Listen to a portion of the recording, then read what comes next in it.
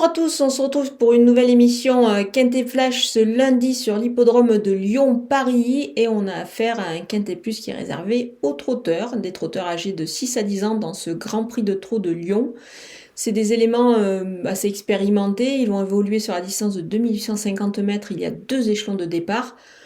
On a affaire évidemment à des chevaux qui sont pour la plupart entraînés dans le centre-est. On peut déjà détacher des bases qui se situent plutôt au second échelon, aux 25 mètres, mais on va voir tout ça avec mon analyse.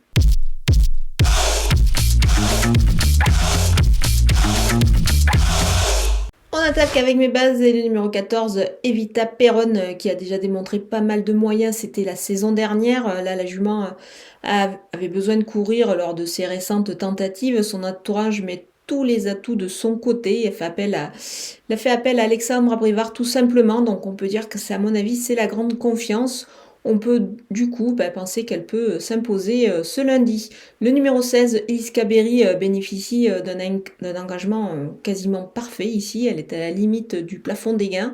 C'est vraiment extra. Elle est capable de rendre 25 mètres, d'autant que je pense que les meilleures chances quand même se situent à cet échelon-là. Son entourage a fait aussi appel à un pilote, c'est Serge Pelletier ici, qui connaît évidemment l'hippodrome de Lyon comme sa poche. Elle est pieds nus, alors attention à elle. Ça vaut la peine peut-être de la jouer en The Show, c'est-à-dire trouver le deuxième sur le site theturf.fr. Pour cela, vous allez sur le site, vous ouvrez un compte et pour bénéficier des 250 € de bonus, vous utilisez le code FlashTurf.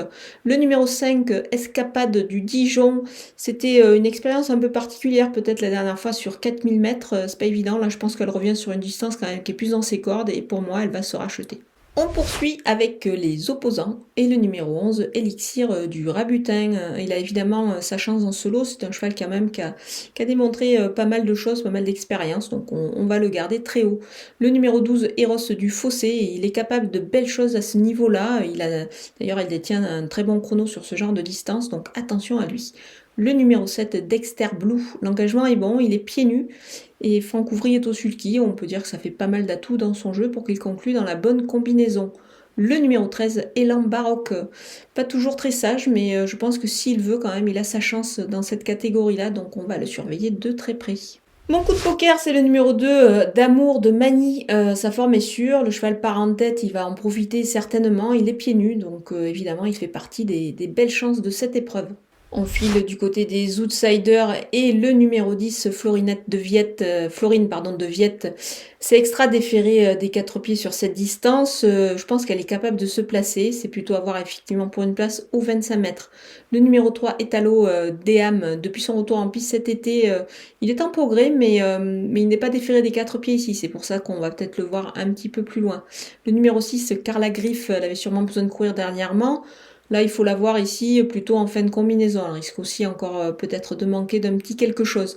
Le numéro 4, Disco des Taureaux. Certes, cette fois, il ne rend pas les mètres, mais il doit quand même un petit peu rassurer. Toutefois, il n'est pas évident de totalement l'écarter. On va quand même le garder en fin de jeu. Le numéro 8, Cupidon de Corbon. L'engagement est vraiment excellent. Maintenant, c'est un cheval qui n'a pas énormément de marge dans cette catégorie-là. C'est pour ça qu'on le verra peut-être un petit peu plus en retrait. Le numéro 15, enfin, Fuego de Well, de retour sur une distance beaucoup plus longue, ça sera quand même beaucoup mieux. Maintenant, voilà, le lot est quand même un petit peu plus huppé que lors de ses précédentes tentatives.